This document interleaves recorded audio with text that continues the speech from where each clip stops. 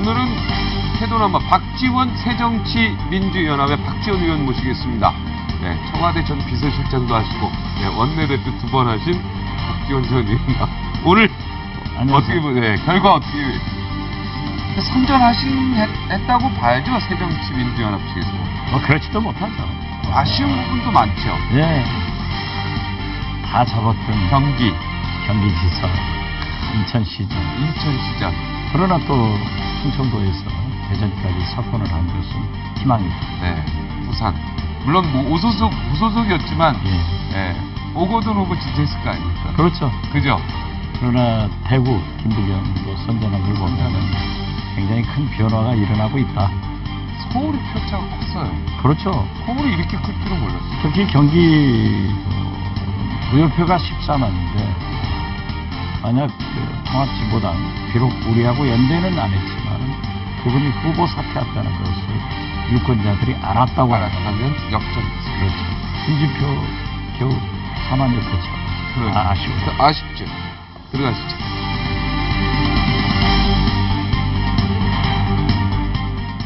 네, 안녕하십니까. 현충일 태도남아 시작하겠습니다. 이번 6.4 지방선거에서 가장 큰 의미를 둔 성과 중에 하나라면은 바로 새누리당의 아성인 부산과 대구에서 높은 득표율로 패한 오거돈 김부겸 후보의 선전이 아닐까 싶습니다. 김부겸 후보의 경우에는 박정희 컨벤션 센터 건립 공약과 또 박 대통령과 함께 웃고 있는 사진을 내걸면서요, 오히려 지지자들에게 비난을 받기도 했습니다. 박정희로 상징되는 이 대구 지역 정서를 지나치게 의식한 정치적 꼼수라는 지적 때문이었습니다. 하지만요, 오거돈 김부겸 후보의 이번 선전으로 인해서 텃밭이자 또 안방이라는 지역주의를 드러내던 이 단어가요, 이 지역주의라는 단어가 이제는 좀 무색해져 가고 있다는 희망적 평가가 들고 있습니다. 저는 그 평가에 한 표 던지고 싶습니다. 지역주의의 문제점을 논할 때 일부 영남인들은 그런 말을 합니다. 전라도 사람들은 우리보다 더 무섭게 똘똘 뭉치고 있다. 그렇게 똘똘 뭉쳐서 야당에만 몰표를 주지 않느냐. 이렇게 항변합니다. 물론 표면적으로 그렇습니다. 하지만 이 불만은요, 영남과 호남인들의 입지와 현실이 동등할 때 가능한 말 아닌지요. TK와 PK 출신으로 불리는 이 파워 엘리트들이 한국 사회에 끼치는 영향력을 봤을 때, 그리고 인구수가 훨씬 많은 거, 인구수로 보나 지배 세력으로 보나 월등한 영남이 먼저 그 지역주의를 벗어던져야 하지 않냐. 이런 의견도 있습니다. 농부가 밭을 탓하랴. 지역주의와의 싸움에 앞장섰던 노무현 전 대통령은 늘 이렇게 말했습니다. 농부가 밭을 탓하랴. 밭을 일구고 언젠가 실한 열매를 맺을 수 있기를 영남에서의 김부겸, 오거돈 후보의 선전이 진정한 영남과 호남의 화합의 단초가 될 수 있기를 바랍니다.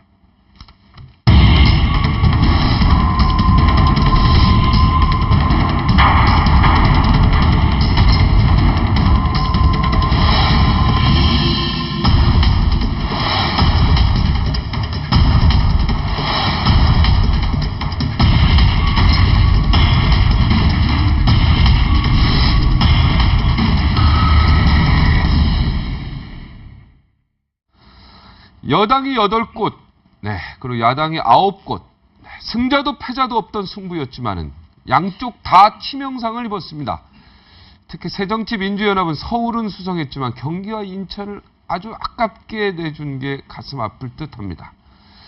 근데요, 전체적으로 보면 새누리당이 저는 전체적으로 굉장히 크게 졌다고 생각을 합니다. 자, 새정치민주연합은 바로 이 인천과 경기의 패인을 두고요, 광주의 전략공천이 지방선거 패인이다. 지방선거에서 이번에 이렇게 성적을 올릴 수밖에 없었던 이유 중에 하나다. 더 올릴 수 있었는데. 이렇게 날카롭게 분석하신 분 모시겠습니다. 박지원 새정치민주연합 의원 모시고 네, 자세한 이야기 나누겠습니다. 어서 오십시오. 안녕하세요. 예. 그래도 영남이 그렇게 막 무언가 지역주의를 이기려고 하는 그런 모습들 보면은 이제 호남 쪽에서도 무언가 좀 그런 모습들을 좀 보여야 하지 않을까 이런 생각이 드는데요. 이번에 호남에서도 새누리당이 의미 있는 득표를 했습니다. 네. 전라북도만 하더라도 전라북도 새누리당 지사가 21% 네. 가까운 그 득표를 했는데요. 사실 영남과 호남을 대등한 입장에서 보면 안 됩니다. 네. 호남은 국회의원 30석입니다. 네. 영남은 67석입니다. 900은 넘네요. 그렇죠. 네. 30대 67을 늘 똑같이 비교하려고 하면은 문제가 있다. 그리고 방금 우리 박종진 앵커께서도 말씀했지만은 지금 그 인사의 예산의 모든 편중은 이루 표현할 수가 없거든요. 네. 또 경제계만 하더라도 영남 출신들이 완전히 석권하고 있기 때문에 네. 자꾸 그렇게 대등하게 보고 타파를 하자 하는 것은 가진 자가 네. 강자가 약자를 위해서 양보를 하는 자세가 필요하다. 그런다고 해서 우리 호남이 잘하고 있다. 이런 표현은 하지 않습니다. 네. 실제로 이번 6.4 지방선거에서도 과거처럼 새정치민주연합, 민주당 공천받으면 막대기도 당선된다 하는 것은 이번에 깨졌어요. 네. 제 자신부터 네. 제 지역구 목포시장이 무소속이 됐어요. 네. 그리고 전라남도에서 7석, 그리고 전라북도에서 8석, 네. 엄청난 15석이 무소속이 진출한 것은 15석 군수가 전부 무소속이 됐다는 얘기예요. 그렇죠. 아. 그런 의미는 물론 우리 새정치민주연합의 통합 과정에서 네. 지분, 공천 이런 잘못도 있지만은 과거처럼 무조건 민주당이 새정치민주연합 공천 받으면은 다 찍어준다 하는 것은 깨진 거예요. 네, 완전히 깨졌어요. 그러니까 우리 새정치민주연합의 지도자들도 생각을 바꿔야죠. 네. 진짜 될 사람이 돼야 돼요, 이제는. 그렇죠. 이번에 보니까 유권자들이 과거의 시장 군수, 네. 그 광역 및 기초의원의 행적에 대해서 너무나 잘 알고 있어요. 네. 그렇기 때문에 얼마나 깨끗하게 했느냐, 또 현직에 있을 때 또는 과거 생활을 하면서 어떠한 모범적 활동을 했느냐, 이걸 환히 알고 있기 때문에 네. 새정치민주연합 공천받았다고 해주쇼 하는 것은 틀렸어요. 지방선거라는 게 이제 풀뿌리 민주주의의 꽃을 피우려고 했대요. 김대중 대통령이 이걸 지자체 이 법을 끝까지 밀어붙여서 이걸 만들었는데, 그런데요, 이번 선거도 보면 결국은 박근혜 대통령을 뭐 심판하자, 그죠? 박근혜 대통령을 구해달라. 양쪽에서 어쩌면 대통령에 대한 심판론을 가지고 이걸 한 부분에 대해서는 말이 많습니다. 이게 과연 제대로 된 지방선거 구호가 될 수 있느냐. 물론 그렇죠. 네. 그렇지만 그것은 박근혜 대통령한테 책임이 있는 거예요. 박근혜 대통령이 이제 1년 반 돼서 무엇을 하셨어요? 그렇기 때문에 편중된 인사, 예산, 기업 이런 것들을 총체적으로 평가할 수밖에 없고, 더욱이 세월호의 그 참사에 대해서는 국민들이 모두 분노하고 있지 않습니까? 네. 그렇지만 4.16 세월호 참사 이전에 대한민국 대통령이 하던 일을 그 이후에 국민들은 박근혜 대통령의 변화를 바랬지만 똑같이 한단 말이에요. 총리도 PK 똑같이 임명하고, 법조인, 그러한 그 전관료유 받아가지고 하루에 1,000만 원씩 번 사람, 이런 지명을 하는가 하면은 세월호 대통령이 오시기는 했지만은 국정조사를 할 성의가 없는 거예요. 그렇기 때문에 국민들이 분노했고 자동적으로 정권 심판론을 얘기할 수밖에 없었지만은 보십시오. 제가 맨 먼저 박근혜 정부의 5적, 이제 4적이 물러갔지 않습니까? KBS 사장도 결국 물러갔는데 아, KBS 사정을 오적에 집어넣었죠. 그렇죠. 총리, 네. 비서실장, 네. 안보실장, 국정원장, KBS 사장. 네, 이제 비서실장도 거의 뭐 이제 비서실장. 사표 냈다는 그분이야말로 얘기가 이제 계속 들리고 있는데. 그분이야말로 예. 대통령께서 눈물을 흘리면서 전적으로 제 잘못입니다. 대통령을 잘못 보자 했잖아요. 네. 그러고 또 총리 지명자도 또 그러한 사람을 해가지고 엄청난 국민으로부터 비난과 상처를 대통령한테 입혔다고 하면은 책임지고 물러가야죠.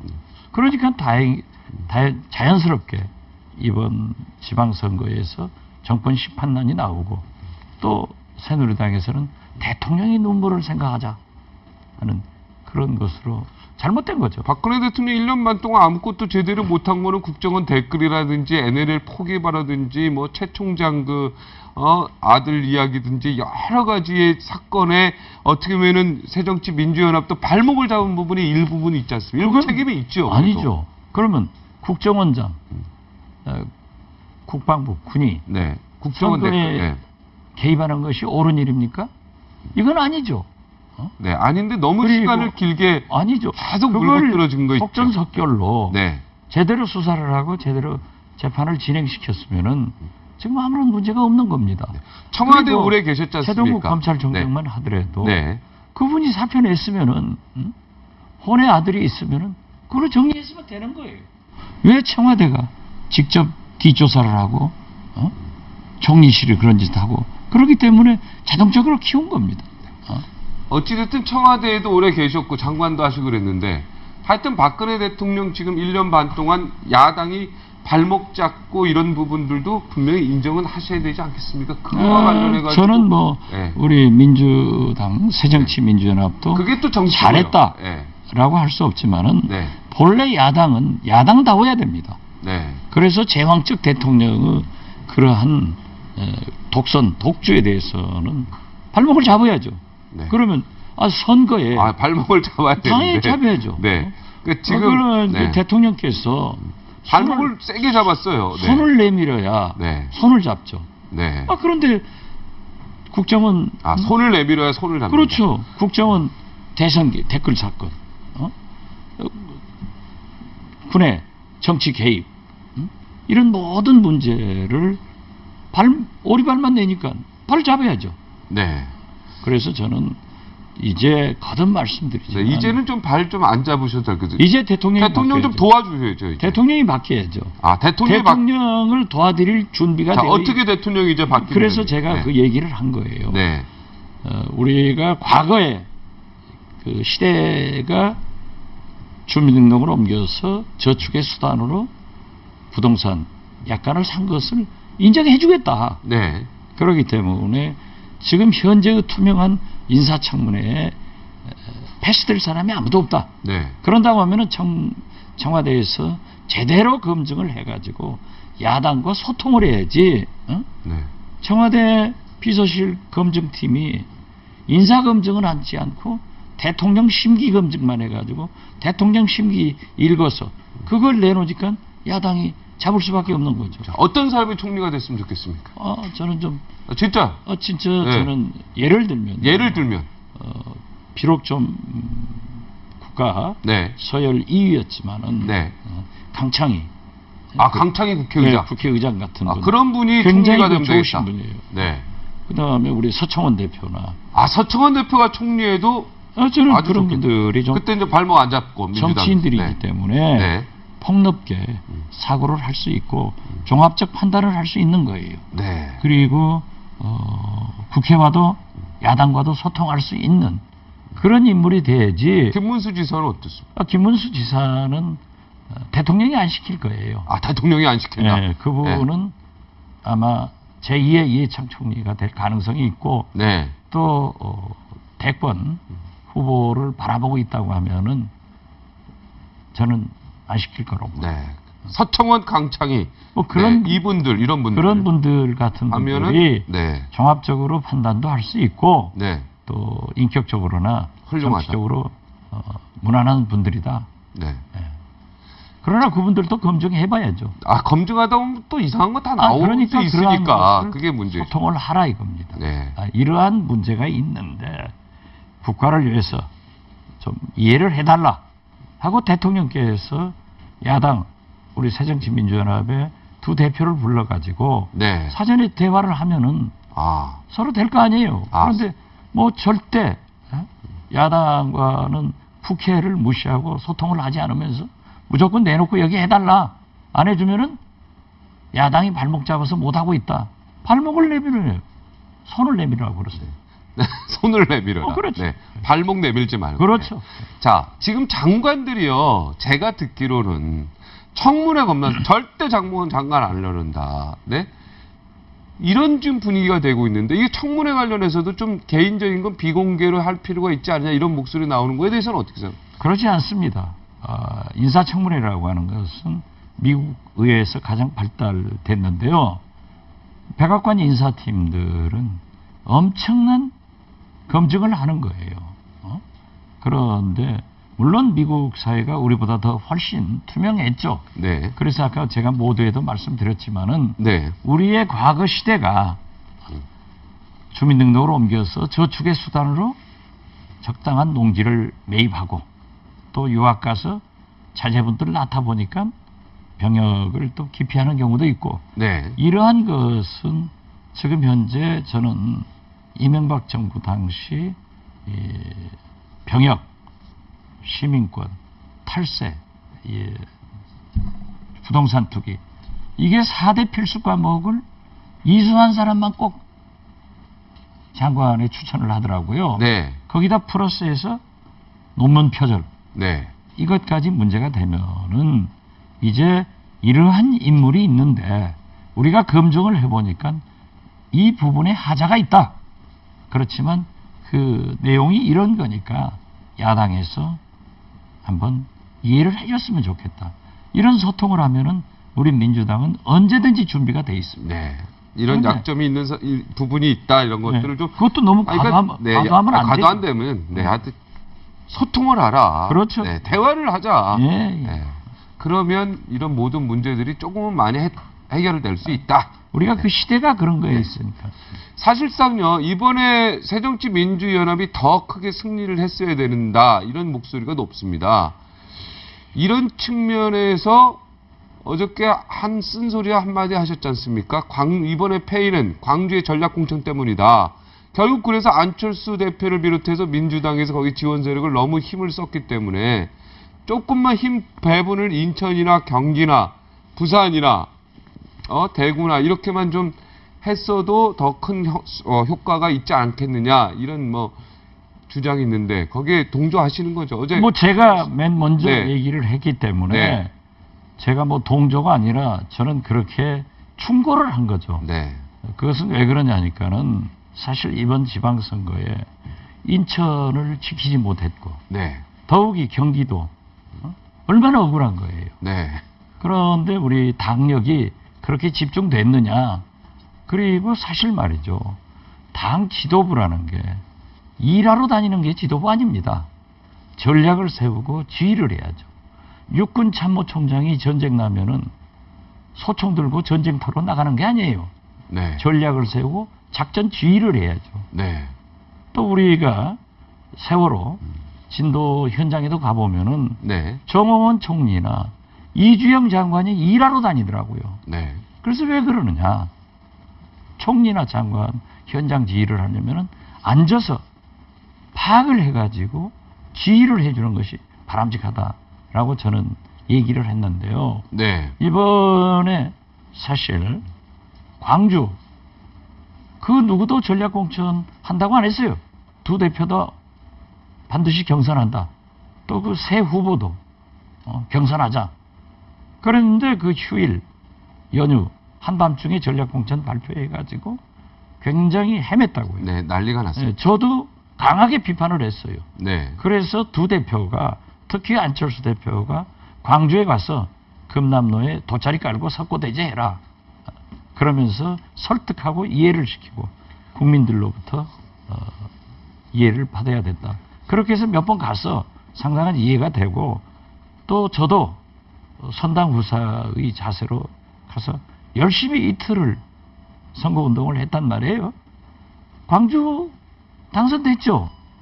그렇지만은 그러한 힘을 경기도, 인천, 강원도, 충청도, 대구, 부산에 썼다고 하면은 얼마나 잘 됐겠어요.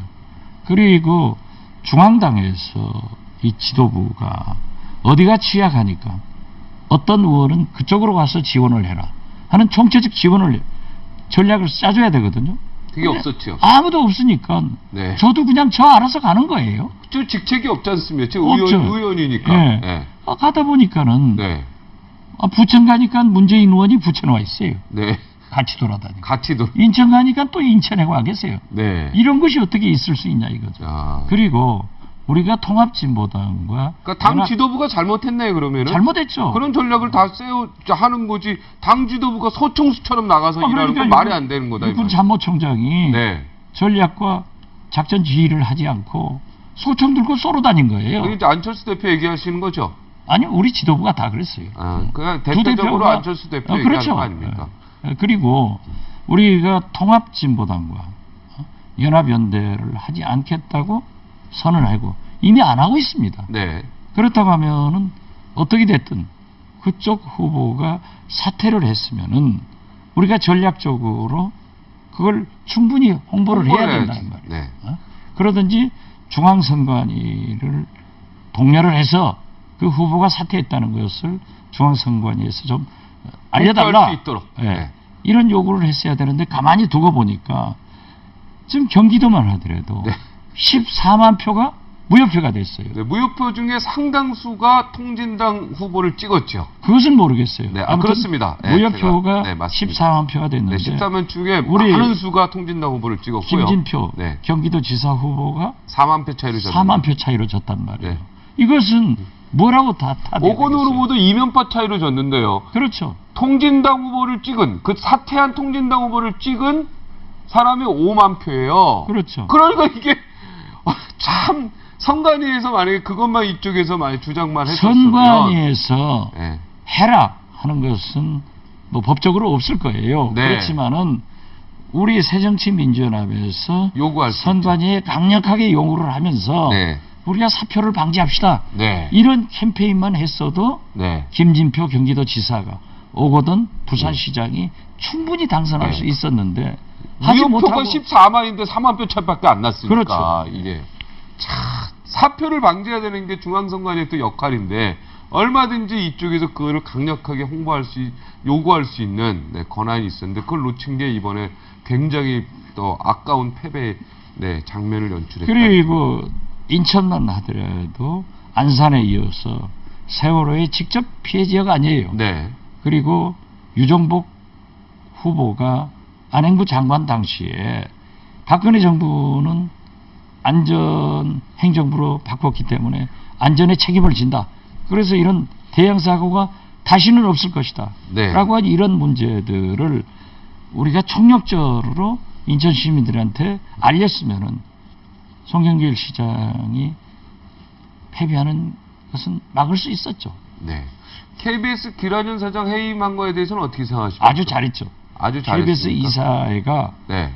뭐 창설 이래 최고의 결정을 잘했다고 생각합니다. 아, 그 여당 그거는- 추천 의원들도 다 또 그렇죠. 해임에 그렇게 공감하면서. 바뀐 겁니다. 네. 국민이 아까도 말씀드렸지만은 대구, 부산 시민들도 바뀌었지만은 호남 분들도 바뀌었고 이번에 보십시오.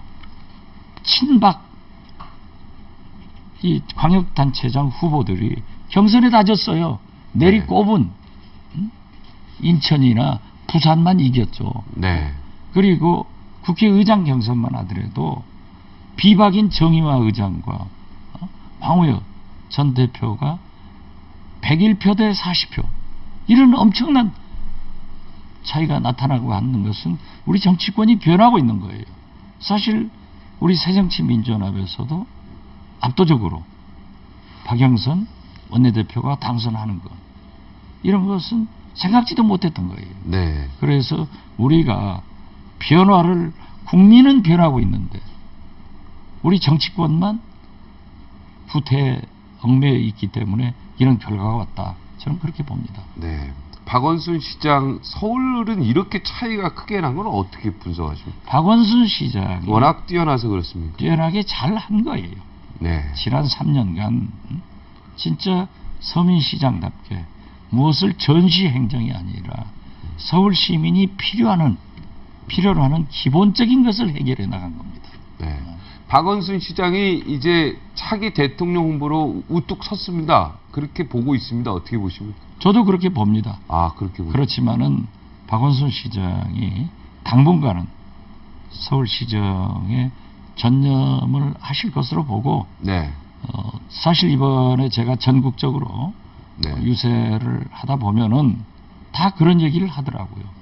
왜 박원순 시장 같은 분이 새정치민주연합에 한 명만 더 있어도 좋겠다 하는 얘기를 하는 걸 보면은 박원순 시장이 국민적 상당한 호감과 지지를 받고 있다 이런 생각 같습니다. 네. 안희정 충남지사도 또 잠룡에 합류했다. 뭐 이런 얘기 나오는데. 대단히 훌륭한 젊은 지도자죠. 네. 높이 평가하고 있습니다. 그럼요. 우리 당의 손학규, 문재인 뭐 다 훌륭한 지도자들입니다. 네. 그래서 저는 왜 박지원을 빼십니까? 거기서? 제가 겸손해서요. 아, 그래요? 네. 이번 6.4 지방선거 후 네. 7.30 재보궐선거가 되면은 본격적으로 대권과도로 정치권은 들어갈 겁니다. 네. 그런데 지금 새누리당에서 대권을 꿈꾸는 잠룡들은 우리 새정치민주연합에 비해서 훨씬 인물이 떨어져요. 저는 시험을 봐도 우리 새정치민주연합의 네. 잠룡들이 훨씬 훌륭하다. 네. 이렇게 평가합니다. 7월 30일 사실 재보궐선거가 사실 더 중요한 선거 아니겠습니까? 그렇죠. 제가 볼 때는 중앙 정치 때문에. 예, 그럼요. 이 전략을 어떻게 가져가야 됩니까? 이번 19대 선거는 제가 누차 얘기를 했습니다만 무소속이 없는 유일한 국회입니다. 네. 그리고 새누리당이 불과 과반수에서 6, 7석밖에 넘지 않아요. 그런데 이번에 재보궐선거는 네. 지금 현재만 하더라도 12석이 있기 때문에 네.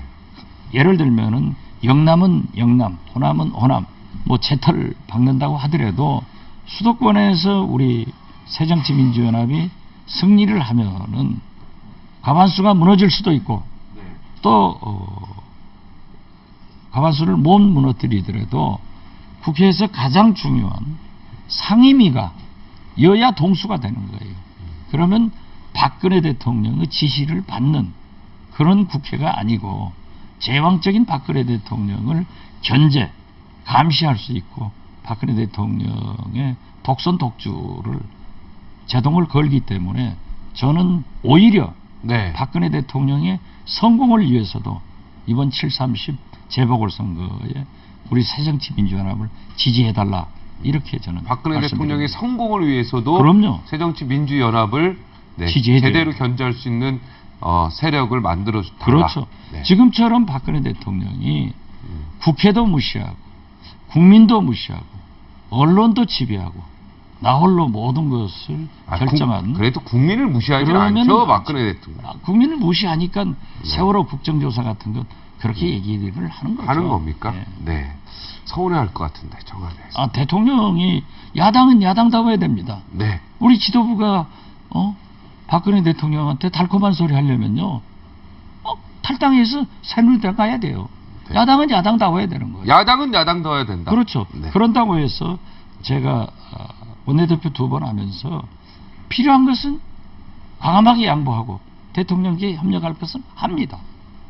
우리가 그렇게 막무가내로 반대하는 것은 아니기 때문에 네. 저는 박근혜 대통령부터 먼저 좀 발상의 전환을 가져와야 된다 이런 생각들이고 사실 이런 제도적으로 좀 바꾸려면은 박근혜 대통령이 이원 집정제나 이런 개헌을 헌법 주도적으로 해주시는 것이 가장 바람직하다. 헌법 개헌에 찬성하시고요. 그럼요. 해야지. 그러면 나중에 꼭 당대표 하셔서 그거 꼭 한번 하시죠, 뭐. 꼭 하려고 그럽니다. 네. 알겠습니다. 고맙습니다. 여기까지 하겠습니다. 감사합니다. 네.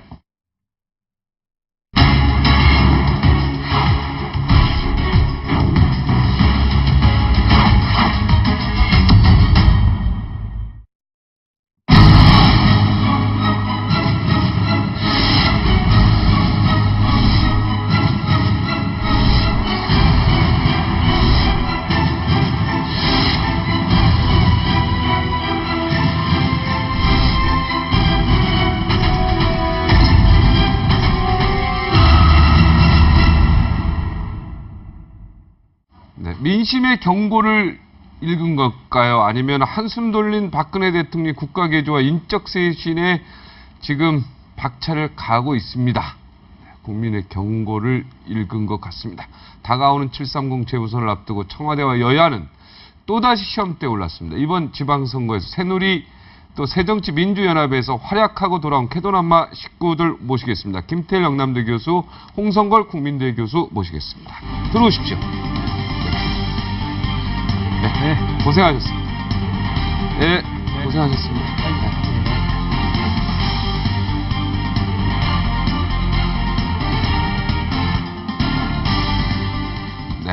두 분하고 만나면 제가 마음이 좀 편하네요. 왠지 진짜 가족 같은 생각이 드는데, 자, 이번 6.4 지방선거 평가, 네, 먼저 우리 김태리 교수님부터 해주시죠. 뭐 웃지도 못하고 울지도 못하고, 네, 뭐 각자 적당히 자기 자리를 만들어낸 선거였다고 보고요. 네, 국민이 그러한 균형 있는 이 결과를 만들 때는 뭔가 이유가 있을 것이다. 그게 뭔지를 앞으로 양당이 골똘히 생각을 해야 될 것이다. 누가 이겼다고 보는 겁니까? 아니, 비겼다고 보는 거죠. 비겼다고 보는 겁니다. 왜냐하면 네. 그 마지막 형국도 비긴 것이고, 네, 그 과정을 보면 역시 비긴 겁니다. 네, 선거를 처음 시작할 때는 여당이 압도적인 우위에 있었지 않습니까? 네, 야당은 당시에 뭐 통합신당을 만들어서 지리멸렬할 때이고 대우를 미처 갖추지 못한 상태이고요. 그다음에 여당은 아주 압도적인 국정 지지도를 기반으로 해서 아주 승승장구할 때입니다. 그런데 세월호 정국을 만나서 그 처지가 뒤바뀌지 않았습니까? 근데 결국은 또 다시 비기는 상황이 되었어요. 그래서 그 마지막 결과도 비긴 것이고 그 과정도 비긴 것이다.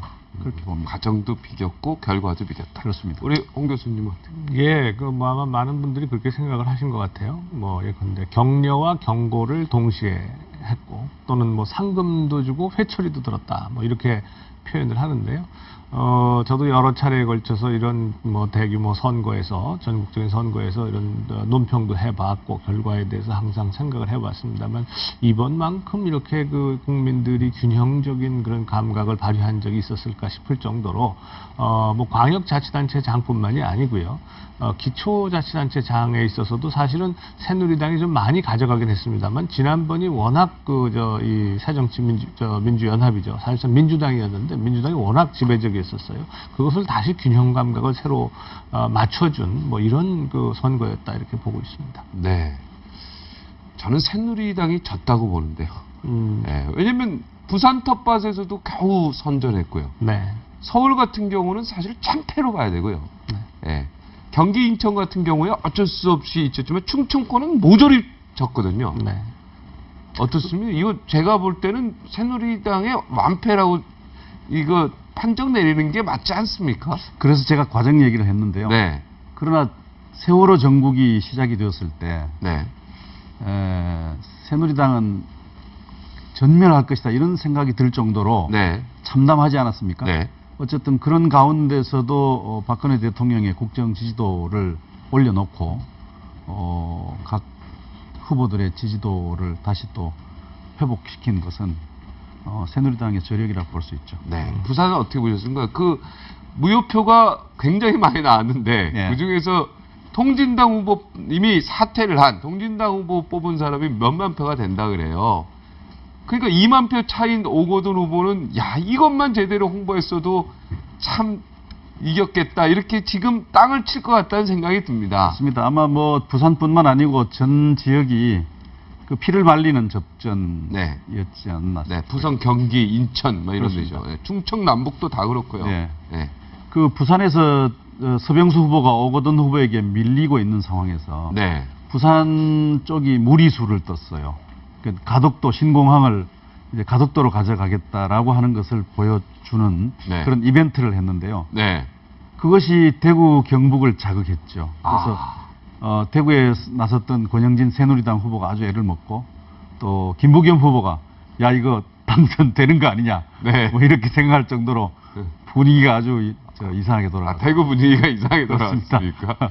야, 참 부산 굉장히 아주 네. 끝까지 다이나믹한 곳이었어요. 네. 그러니까 여당의 그 안방에서도 굉장히 이런 다이나믹한 선거가 네. 진행된 것 참 흥미롭습니다. 새누리당의 가장 값진 어떤 성공, 그러니까 가장 값진 게 승리한 지역 아무튼 인천이겠죠. 어떻게 그렇습니다. 보십니까? 뭐 저도 그렇게 생각을 하고 네.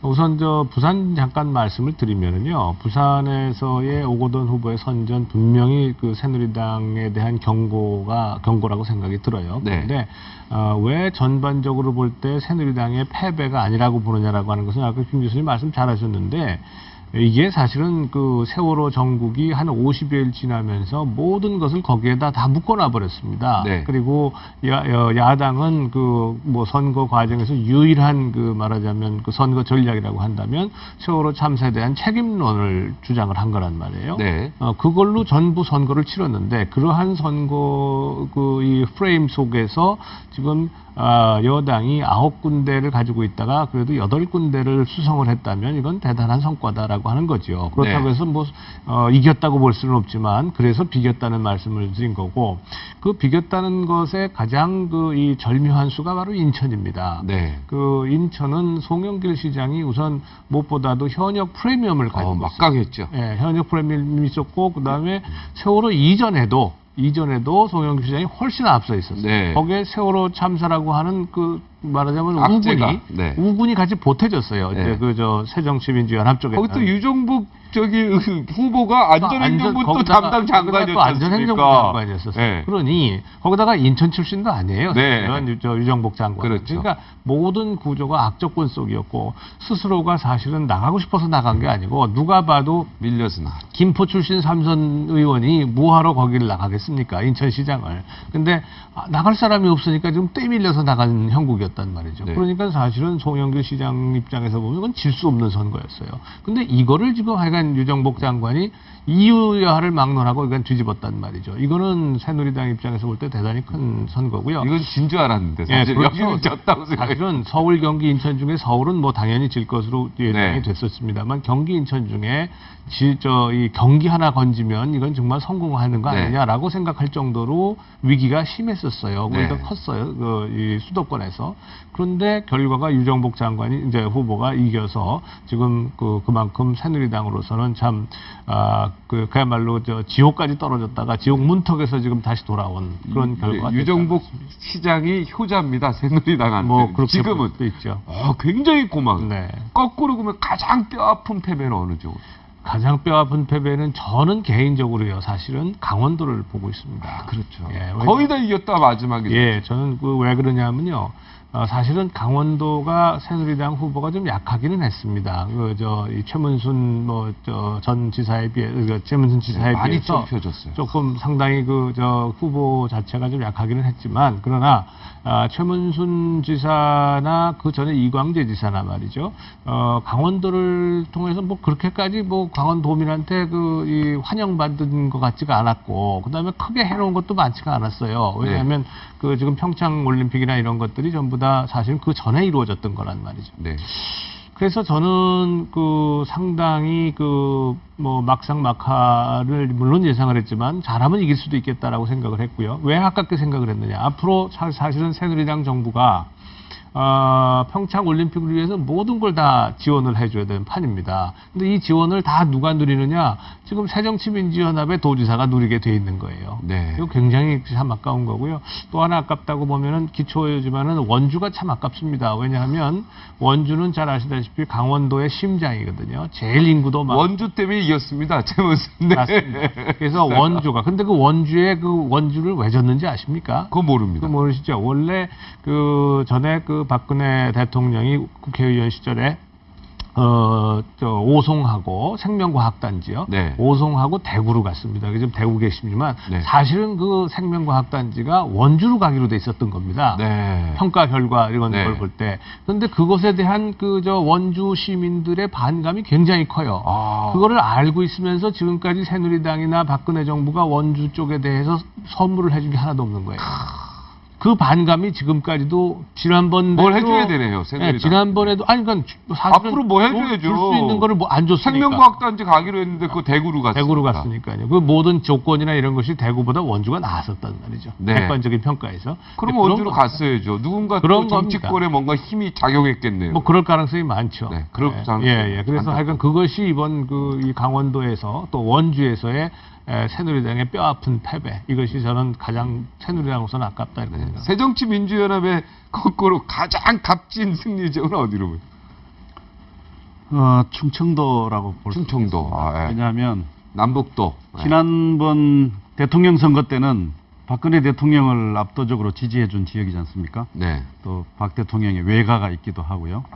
그래서 사실은 새정치민주연합 측에서 뭐 선거 끝난 다음에 그 뭐 한 얘기입니다만은 어쨌든 충청도를 잘 해서 그 새누리당을 영남 지역 쪽으로 이렇게 압박하고 고립시키는 것이 중요한 전략적 목표였다고 하는데. 충청북도가 특히 그렇죠. 이번에. 네네. 그래서 근데 그 목표를 잘 달성할 수 있을 것인가는 사실 좀 의문이었습니다. 그런데 그 결과를 놓고 보니까 아주 완벽하게 충성을 석권했습니다. 네. 저는 아쉬운 근데 아마 네. 그거는 충청도민들이 가지는 이 박근혜 정부 출범 이후에 여러 가지 서운함 뭐 이런 것의 표현이 아니었느냐 이렇게 해석을 할 수가 있겠습니다. 네. 이시종 당선자하고 윤진식 후보하고 굉장한 50년 지기 친구 아닙니까? 네.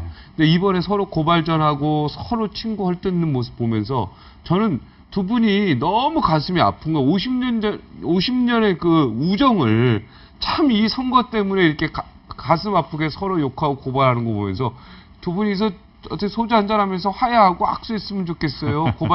고발한 거 다 취소하고. 나 그게 나는 가슴이 아프더라고요. 저 우정이 보통 우정이 아닌데, 그죠? 그러니까 정치는 정치로 하고 뭐 끝내는 게 좋겠죠. 네. 네. 그런데 벌써 의가 좀 상한 것 같아서 두 분이. 네. 그게 참 안타깝더라고, 보면은. 어쨌든 뭐 지사를 안 하고 보지. 그냥 지사 안 하면 우정을 지켜. 우리가 학교 다닐 때 초등학교, 중학교 올 때 우정을 지키기 위해서 목숨도 바치지 않습니까? 그런데 그 우정을 깨고 그 지사직이 뭐라고 그거 가지고 그렇게 싸우는 거 보고 정말 모양새 안 좋더라고요. 예. 하여튼 새정치민주연합 측으로서는 충청도 승리가 아주 값진 것이고 네. 전체 뭐 앞으로 전국을 끌어나가는데도 충청도 승리가 대단히 의미 있는 것이 아니겠느냐. 어떻게 싹쓸이 합니까? 충청도 네 곳을. 특히 이제 안희정 지사 같은 경우는 그 이번 선거 승리를 계기로 해서 뭐 차기 중요한 지도자 반열에 이름을 올리게 되었습니다. 안희정 지사는 정말 멋져요. 이렇게 연설할 때 보면은 아주 깔끔하게 하지 않습니까? 아주 단호하고 자신감도 있고 또 뭐 한번 감옥에 갔다 오셔서 그런지 마음도 굉장히 비우신 것 같고, 예? 굉장히 그 뭔가 그 훨씬 더 성숙된 모습을 많이 보이는 네. 것 같아서 진짜 뭐 차기든 차차기든 계속해서 대통령 후보로서 손색이 없다라는 생각이 듭니다. 역사의식을 가진 그런 젊은 지도자인 것 같습니다. 훌륭한 사람인 것은 확실해 보입니다. 자, 그러면은 거꾸로 가장 뼈아픈 패배는 인천이 되겠네요. 그렇습니다. 성영균 후보가 지금 어쩌면 이제 백수가 된 거 아닙니까? 책장을 잃었어요. 네. 분석가들에 따르면은 너무 방심한 거 아니냐. 네, 당연히 이길 줄 알고. 예, 이길 줄 알고. 그래서 또 그 몇몇 이제 쟁점이 있었지 않습니까? 뭐 측근의 구설수 문제, 뭐 그다음에 시의 부채 문제, 뭐 이런 쟁점이 있었을 좀 때. 고발한 것 같은데 시 6조 늘어난 거. 근데 조금 더 네. 이제 적극적으로 했었어야 되지 않느냐라고 하는 후회가 지금 나오고 있는 것 같습니다. 6조 부채 늘어난 부분에서 이거 흑색 선전이다 해가지고 유정복 후보 측을 고발한 걸로 아는데 그 결과 또 지켜봐야 되겠죠. 네. 앞으로 또 재판하면서 또 무더기로 나올 거 아닙니까? 그죠? 네, 당선 무효형이 또 무더기로 나올 텐데. 그래도 이번 선거는요, 전적으로 무슨 세월호 참사 때문에 생긴 일이긴 합니다만은 굉장히 분위기가 차분하고 좀 건강하게 진행이 됐고요. 또 한편으로 또 그렇기 때문에 뭐 정책적 논쟁이라든지 이런 것들이 없었던 그런 이제 빛과 그림자가 있었던 선거인 것 같습니다. 네, 이제 국가 대개조가 이제 시작이 될 텐데요. 어찌됐든 박근혜 대통령 입장이나 청와대 입장에서는 밀어붙여야 되거든요. 국가 대개조 그 론을. 네. 자, 이제 총리 이제 안대 후보가 이제 낙마하고 이제 다음 총리 이제 내일이나 모레나 뭐 다음 주 초에 발표할 것이다. 네. 어떤 분이 와야 된다고 생각하십니까? 뭐 어떤 분이 와야 된다는 것은 아마 대개 공통적인 의견이 있는 것 같아요. 네. 내각을 잘 통할할 수 있고, 그 다음에 책임을 지고 그 지금 전국을 안정시킬 수 있는 사람, 신뢰를 줄 수 있는 사람, 또 대통령에게 할 말을 할 수 있는 사람, 그렇죠? 그러면서도 도덕성과 모든 이런 것이 뛰어난 사람. 참 우리가 찾는 사람이 그렇게 쉽게 있을까 뭐 생각하긴 참 그것이 어려운 문제지 어떠한 그 능력과 자질을 갖춘 사람이라는 것 거기다 전관 예우 없어야지요. 네. 뭐 관피야 기타 이런 문제 없어야지. 재산도 좀 많으면 안 되는 것 같습니다. 재산도 네. 무조건 많으면 일단 하여간 세간경을 그 재산 쓰고 중에 부동산이 보고요. 특히 많으면 안 될 것 같아요. 뭐 이런 모든 것들이 네. 우리가 자격 조건이나 뭐 이런 조건은 다 알고 있어요. 그런데 문제는 거기에 맞는 사람을 우선 찾을 수 있느냐라고 하는 문제가 있고요. 또 하나 겉에서 볼 때는 늘 그런 정말 훌륭한 분이고 참 능력도 있고 뛰어난 분이다라고 하는데 사실 한 뭐 총리 정도 되시려면 최소한 60년 뭐 가까이 살아오신 분이거나 60년 이상은 사시지 않았겠습니까? 네. 그러면 지난 60년 동안 우리가 살아오면서 사람이 그때마다 최선을 다해서 합리적이고 논리적인 결정을 하겠습니다만은 사람이 세상 살아오면서 욕심 없이 살 수가 있겠습니까? 그러다 보면 이런저런한 뭐 작은 실수나 작은 그런 문제가 있게 마련이란 말이에요. 이게 인사청문회 한다고 파헤치고 보면 그러면은 그런 것들이 또 나오게 마련이죠. 구체적으로 어떤 분을 좀 글쎄요. 저는 뭐 박지원 새정치민주는 아예 강창희 의장, 서청원 대표 딱 아예 찝어서 얘기하시던데요. 우리 홍 교수님은 뭐 딱 떠오르는 인물 없습니까? 지금 현재로서 제가 뭐 떠오르는 분을 말씀드리기는 참 어렵습니다. 네. 왜냐하면 이런 분이면 누구든지, 참 좋겠다 뭐 이런 거. 네, 물론 뭐 있죠. 예를 들어서 네. 이런 말씀 드려도 되겠나 모르겠습니다만 뭐 박지원 변호사 같은 사람, 강지원 변호사. 죄송합니다. 강지원 변호사 같은 분, 김영란 그 부인께서 대법관. 지금 이 총리 물망에도 오르고 네, 하고 하마평에 있습니다만, 올랐죠. 하마평에 오르고 있습니다만, 뭐 이런 분들 같은 경우에는 괜찮다. 우리가 어떨까 싶어요. 네. 다만 강지원 변호사님이 좀 튀기는 아시죠. 그러다 네. 보니까 이 어느 정도 어떻게 조직 생활과 이렇게 화합이 될까 하는 그런 그 의문 부분은 여전히 남아 있긴 합니다만은. 김영란 대법관이 아니라 강지원 변호사. 네, 또 검찰 출신이라고 또 말해요. 그리고 또 지역도 또 법조인 출신이라고 지금 또 출신 지역도 안배를 해야 돼요. 호남 쪽. PK고 뭐 전부 이런 쪽이라서 네. 지금 만약에 총리를 새로 지명을 하는데 또 뭐 예컨대 영남이라든가 이렇게 나가게 되면 또 얘기가 많아지거든요. 근데 저는 결과로 누구와 하는가도 중요하지만 그 과정을 좀 잘했으면 좋겠어요. 무슨 말씀이냐면 사전에 물망에서 마음에 드는 사람이 있고 이 사람이 적격자라고 판단되는 사람이 있으면 정치권에 먼저 좀 협조를 구하자. 그러니까 아까 박지원 의원이 그 얘기예요. 야권, 여권 할 것 없이 전부 다 협조를 구해서 우리가 지금 국가적인 위기인데 지금 이 시기에 도와달라. 언제까지 지금 계속해서 총리 낙마 이걸 거듭하고 있을 수만은 없잖아요. 시간이. 그러니까 좀 도와주고 이렇게 도와주면 또 거기에 대한 또 답례를 또 하게 되는 거고 정치라는 것도 일종의 그러한 예술인데 말이죠. 완벽한 것만 찾으려고 하는 사람이 어디 있어요. 그리고 그 청문회 나가서 청문회 질문하시는 국회의원들 중에 그렇게 깨끗하고 그렇게 완벽하신 분 계실까요? 저는 그렇게 생각 들지 않아요. 세상은 우리가 사는 현실과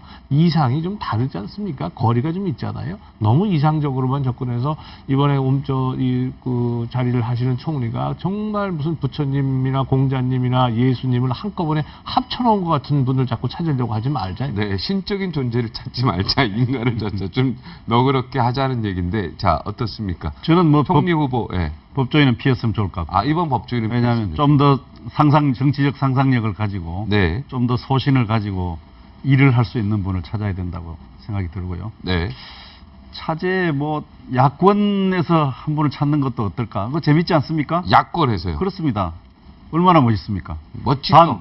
단 박근혜 대통령이 추구하는 그런 정책 목표 방향 뭐 이런 것에 암묵적인 서로 동의가 있으면 뭐 유능한 분을 총리로 모셔도 어떤 분 괜찮습니다. 누구 떠오르는 뭐, 분이 야권. 모르겠습니다. 뭐 조순영 씨 뭐 이런 분. 그렇습니다. 네. 좋고요. 여러 가지 야권. 네. 김항식 총리가 또 하는 건 좀 그렇죠. 뭐 한번 하죠. 이제 좀 스타일이 구겨졌지 않습니까? 네. 네. 자, 어쨌든 저는 총리를 누구냐 하는 이제 개인적인 인물 평보다도 어쨌든 총리가 좀 더 재량을 가지는 책임 총리적 그 덕목을 잘 수행할 수 있는 사람이면 좋겠다. 김문수 지사는 어떻습니까? 김문수 지사도 그런 점이 좋습니다. 좋습니까? 네. 근데 지금 국가개조라고 하는 얘기가 이제 결국은 뭐 공공부문 개혁이 제일 중요하고, 그다음 국가안전 시스템, 뭐 경제혁신 이런 세 가지 덩어리를 주로 얘기하는 것 같은데요. 저는 이제 그것 이전에 그 박근혜 대통령의 그 리더십 스타일과 그것을 뒷받침하는 시스템을 좀 바꾸지 않으면은 뭐 관료 체제 아무리 개혁해도 소용이 없다 이렇게 생각합니다. 그게 얘기는 이제 김기춘 실장을 지금 말씀하시는 거죠. 김기춘 실장도 사실은 뭐 몇 가지 흠결이 있습니다. 우선은 특정한 직역을 머리에 떠올립니다. 법조인, 뭐 검사 출신. 그 다음에 또 그렇기 때문에 그분의 주변에 많은 분들이 이제 그렇게 채용이 되었고요. 또 하나는 특정한 지역을 머리에 떠올립니다. 특정한 지역이 PK가 뭐 특별히 혜택을 보고 있다는 느낌을 아까 말씀드렸지만은 충청도 지역에서도 그렇게 생각하고 있으니까요. 그리고 또 하나는 특정한 어떤 역사를 떠올리게 합니다. 과거 유신체제, 네. 또 군부 독재 시절의 중요한 인물. 그러니까 특정한 직역, 특정한 그 지역, 역사 이런 것을 떠올리게 하는 것이기 때문에 네. 뭐 그분이 이 정권의 중심축 역할을 하면서 여러 가지 기여를 했다 하더라도 지금쯤 좀 이 분위기를 쇄신한 것이 옳지 않겠느냐 네. 생각입니다. 박지원 아까 의원이 5적이라고 이 사람 물러나야 됐는데 그중에 4적 다 물러났고요. KBS 사장까지 국정원장 뭐 안보실장 뭐 4적 다 물러났다 그러고 그 다음에 이제 한 명 남은 게 김지수탁인데 요즘에 행도 안 보이세요 행보가. 예, 국무회의 입장할 때도 원래 항상 실장이 먼저 같이 있는데 대통령하고 안 보이고요. 하여튼 박근혜 현충일 대통령이 행사에도 안 나오시고. 예. 박 대통령께서 이제 그 뭐 만기칠람형 리더십이라고 하지 않습니까? 네. 그다음 또 뭐 소통하지 않은 일방주의 리더십이라고 하는데 그것을 좀 더 이렇게 교정해 나갈 수 있는 어떤 분이 좋지 않겠나 이런 생각입니다. 네, 이번에 과연 비서실장도 누구일지. 사퇴해야 된다 이렇게 그렇습니다. 네. 주장하시는 거죠. 어떻게 보십니까?